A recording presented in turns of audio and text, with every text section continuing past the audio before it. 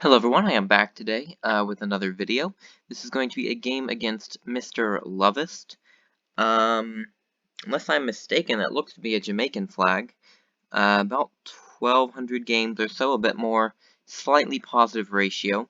Apologies for starting the recording in the middle of the game. I took the whole setup time and I wasn't sure if he was actually going to end up playing. But it seems that he is, and we are going to start off with him attacking my lieutenant with his sergeant. So that is favorable for me. I'll go ahead and advance in the center, which is what I usually do when I play the setup against players below 500 elo. I want to usually advance in the center so that my marshal and spy can access either way that they need to. Alright, she's going to use a scout and trade with me. So he had a scout and then a sergeant, so pretty passive opening from him. He did attack with them, but nothing very important or powerful or anything like that.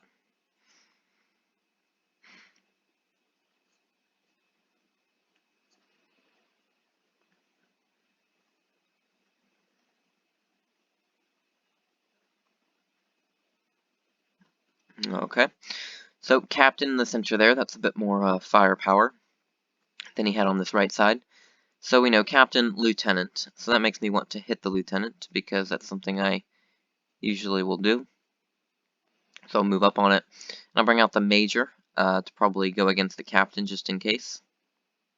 And I might also want to bring out a colonel,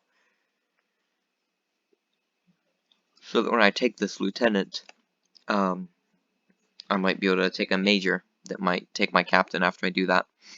But he is taking a while whenever he has a, I guess, decision, you could call it. As if, like, when he's thinking if he's going to attack or not. But he does move quite slowly. So as I said, I'm going to work this major to the center. The sergeant isn't really useful to be sitting there right now, so I'm probably just going to retreat it to be on top of the minor. That way it can take any scouts, but otherwise it doesn't really have a purpose. He's going to find that bomb there. That's fine. Not totally ideal, but it's not horrible either.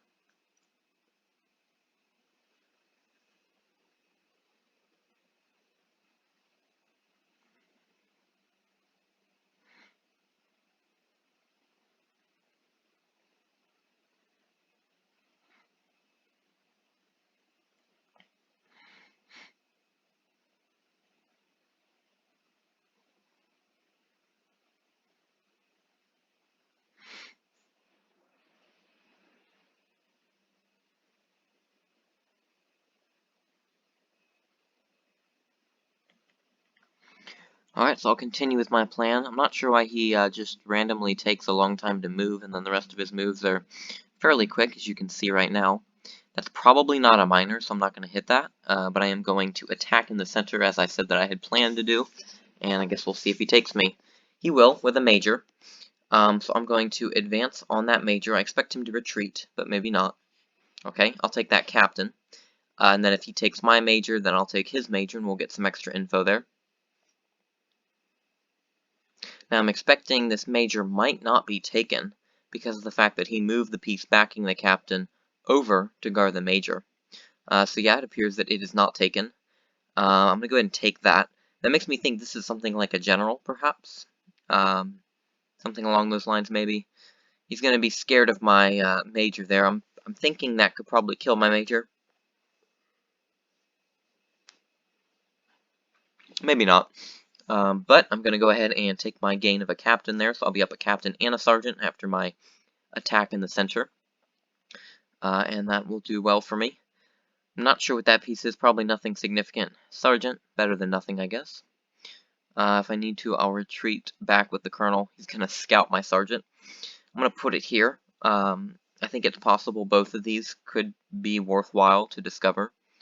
For example, maybe even general spy. That would probably be optimal. But for example, if he takes it with, like, the general, marshal, okay. So, marshal and spy is now what I'm upgrading that assumption to be. He might run into my spy here if I'm lucky, but probably not. That'd be a bit risky so early on in the game. Let me come up with a scout, though.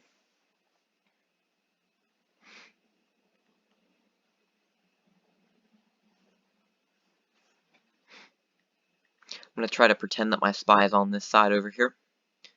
And maybe it will cause him to move his marshal down if I'm lucky. Alright, so I'm going to come away with this scout here.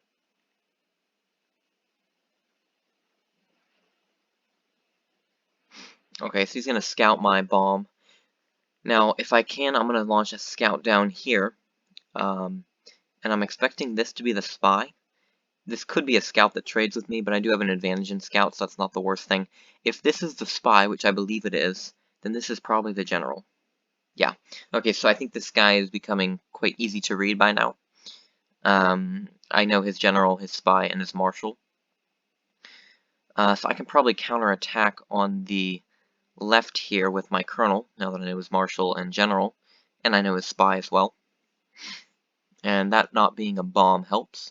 I'm not sure what he plans to do with this scout here. I mean, you know this is my colonel, so I don't really know what the point of that is, but okay. Maybe he forgot it, or like, I don't know.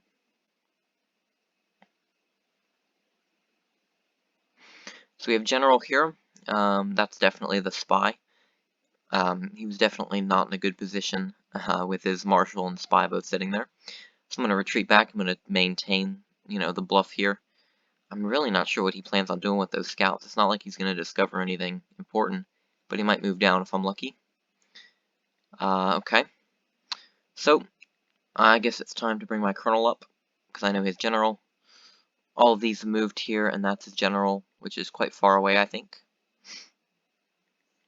If I'm lucky, he might move his marshal down. Okay, I'll take that. Might even be a scout. Lieutenant, even better. I think the optimal thing for me would be he moves his marshal down in an attempt to, like, threaten this twice. Okay, that's fine, I guess. It doesn't really make a difference. Goes down a minor, and then now I'm up 2 sergeants. Okay, so I'm going to be arrogant. I'm going to leave that there, and I'm going to basically dare him to hit it. I don't think he will. Yeah, that's fine. I'll take that. I've been bluffing. This is my spy, so I would be very surprised if he took the colonel. I would be very surprised. And it doesn't appear that he will, so I'll go ahead and take that moved piece. It is a minor. Very good.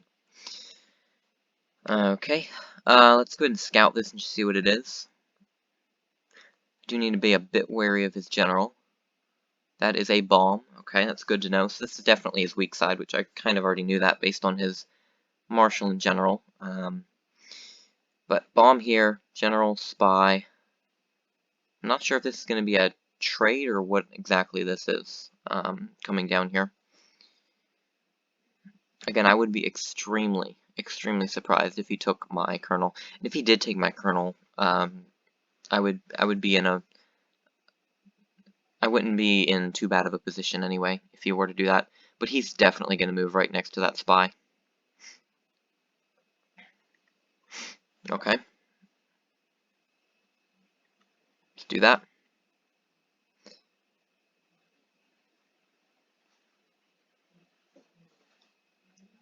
That way my marshal can access the colonel if I need to. But I really don't think he's going to take that colonel with his marshal. That would be a impulse silver play if you were to, but I think I'm selling him well enough that I don't think he's going to do that. I wasn't sure if his general was going to come chase my colonel, or if his general was going to come down the center, which it appears now that that's the case. So let me okay,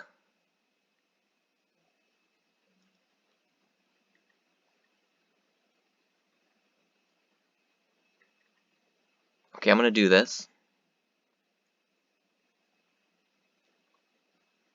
Okay, well that was easy enough. I'm expecting his general to probably move down now. Maybe it moves over and then I'm forced to trade.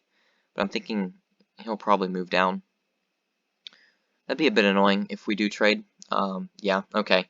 I think he's going to fall right into my marshal. Oh, yeah. Alright.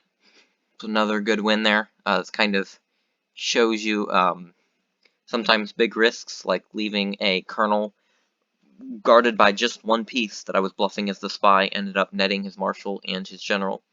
Good win. I'm happy with that win. Only a couple points, and I have played very sparingly lately due to just really not having time. But good win. Very happy with that, as I said, and I think that's a really good example of how you can outbluff silver players and then get them to fall into your trap. Anyway, thank you guys for watching, and I'll see you guys in the next video, and I hope you guys have a great day.